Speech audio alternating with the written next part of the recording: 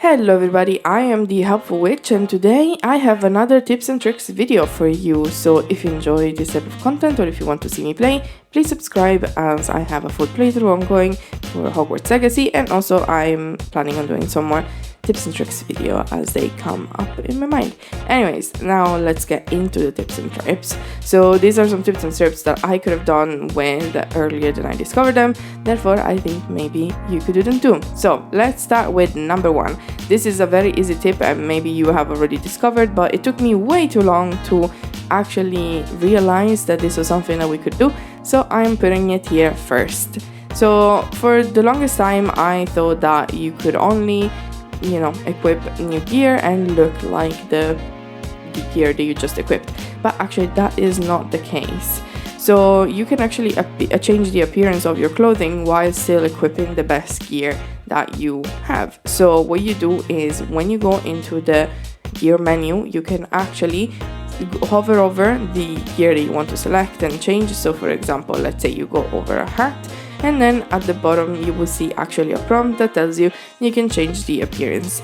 In the PlayStation case, I know that you can press square to do this, and this is something that I overlooked immediately and I was really sad because I didn't want to change my appearance because I didn't want to change the clothing that I was wearing, and so I kept having a very low defense gear. So I actually was making my life more difficult because actually gear is pretty important in the game, and you will actually feel it if you change your outfit. As you've already played a couple of hours, you will see that it makes it a lot more difficult. So don't make my same mistake and change your gear and then change the appearance.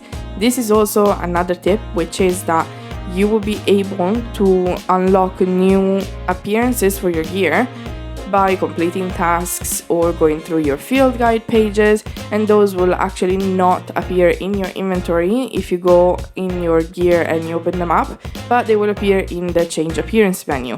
So this is a great thing because it means that first of all, you don't have to worry about inventory space to claim them, which is something that I was worrying about, but also it means that you can claim them as soon as they become available and then go immediately and change you if you want and you want to put them on. So this is my tip 1 and 2. Now my third tip actually is still related to gear. So you get the option to upgrade your gear as you play along your video game, and something that you need for upgrading your gear is magical beast materials. And this is a tip on how you can optimize getting material from your magical beast very quickly and easily, in my opinion. So what you're gonna do is, first of all, you're gonna place down a feeding pen into one of your vivariums and you're gonna stand near it. So after this, you're going to start placing all of the beasts you have in that vivarium and they will appear near you. This will allow them to start feeding while you start brushing the beasts as well. So you go around and spam the brushing option and you brush all of the beasts that are available to brush. Some of them will actually start feeding themselves and it will pop up saying that you can't brush them yet. This is fine. What you're gonna do is you're gonna wait a second, and then as soon as they finish eating, you're gonna start brushing them. Once all of them have been brushed and fed, you can also speed this up by starting to feed the rest of the beasts if they haven't started eating while you're brushing the other beasts. Is that you're gonna put all of those beasts back in your inventory and you're gonna do that again with a new set of beasts and just start the process again, brushing them while they start eating and so on. And this will allow you to actually collect a lot of materials very quickly because you can just keep swapping them, and very quickly you're gonna build up a lot of materials that you can use to enchant your gear. Now for my next tips, we're gonna get into actually making money and using beasts for this. Now you might think it's cruel, but it's a video game and you're gonna be fine. So we're gonna start with going into a creature den. You can find creature dens all over Hogwarts Legacy map, and you can go around and just choose maybe the easiest one to capture or the one that you like the most, it doesn't matter. Go around and grab a lot of beasts. So when you go to a creature den, you usually look around and maybe grab a couple of creatures, but in this case you're gonna grab all of them. So they're not gonna despawn, they're just gonna run away in the area, but they're still gonna be around. so you can't like fully despawn them. And also, even if you clear this den, they will respawn after a little bit of time, so don't worry about clearing the den and not having any other beast in that den. So what you're going to do is you're going to go around and actually grab every last single beast, and then what that will allow you to do is actually be able to, first of all, select all the beasts that you like in terms of colors, and there are also shiny beasts, so you'll be able to keep those beasts and also be able to kind of look at them in your inventory. For example, with the moon calves, I actually struggle sometimes because they only appear at night, and therefore it's a bit more difficult to actually see what kind of fur they have and if the colors you like.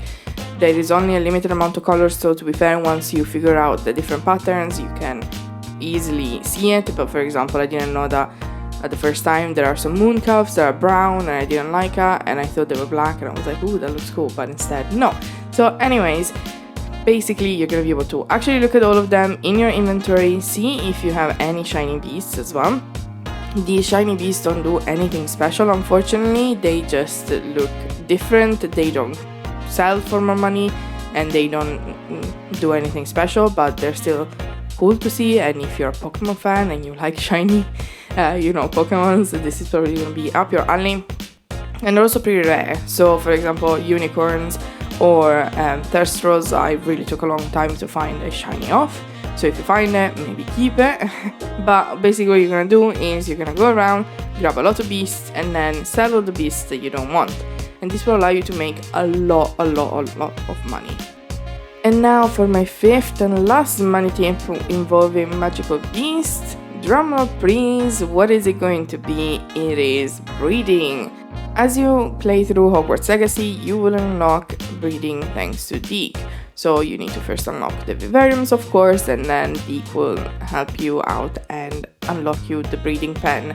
This is very important because at the beginning I spent a long time breeding and then feeding and petting the offsprings, waiting for them to grow up so that, I could get new ones and trying to get shinies from that. But actually what, offsprings are best used for is actually selling them. So this is because offsprings, in my opinion, are kind of ugly and they never grow up. Therefore, you will always be stuck with the offspring. They won't change, you can't use them for breeding or anything. You can still get materials out of them, don't get me wrong, but I just don't like them. And so what I figured out is that you can actually optimize your vivariums to have, the minimum amount of couple beasts and the breeding pen so that you can start breeding a lot of them. And then what you can do is you can start doing the previous step, so you can set up all the breeding pens, then leave, go out, grab some more beasts and spend half an hour in the rest of the map. Then you can come back to your vivariums and you can grab all of the offsprings that you don't like or that you don't want or that you don't need. You can even feed them and brush them as well before selling them. And then you can grab them all up, pack them all down, and then you can go and sell everything. So really easy.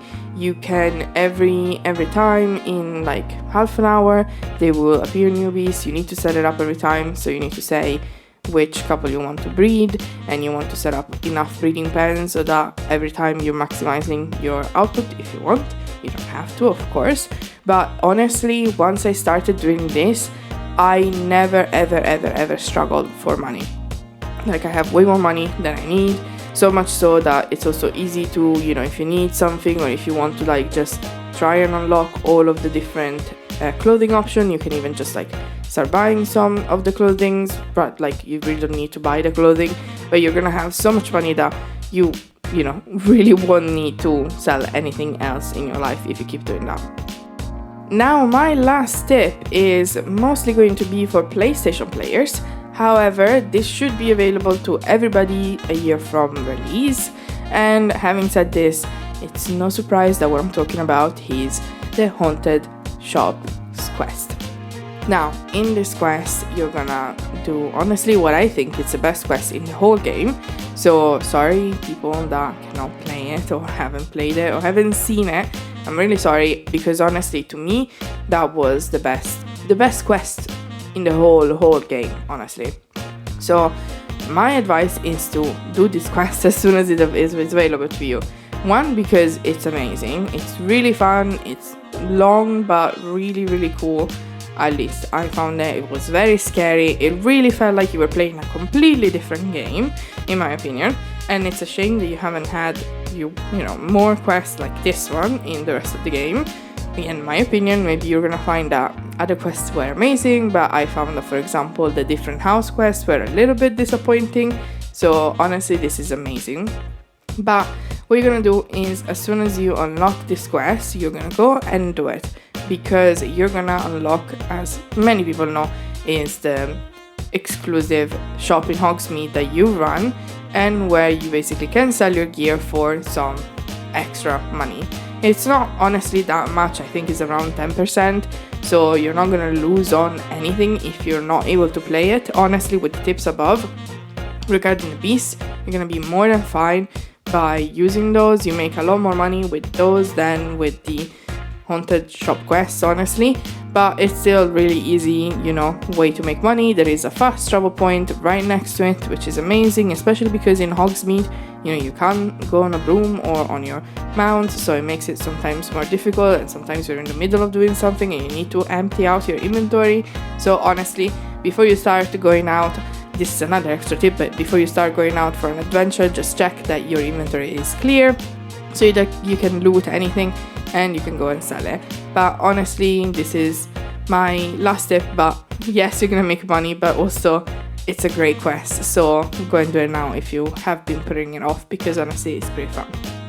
Anyways, these were my tips for selling and making money in Hogwarts Legacy, as well as another few extra tips that maybe you didn't know about, and maybe you were a little bit like me and you overlooked some very easy stuff. Now that I told you, you're gonna be able to enjoy your playthrough a bit more.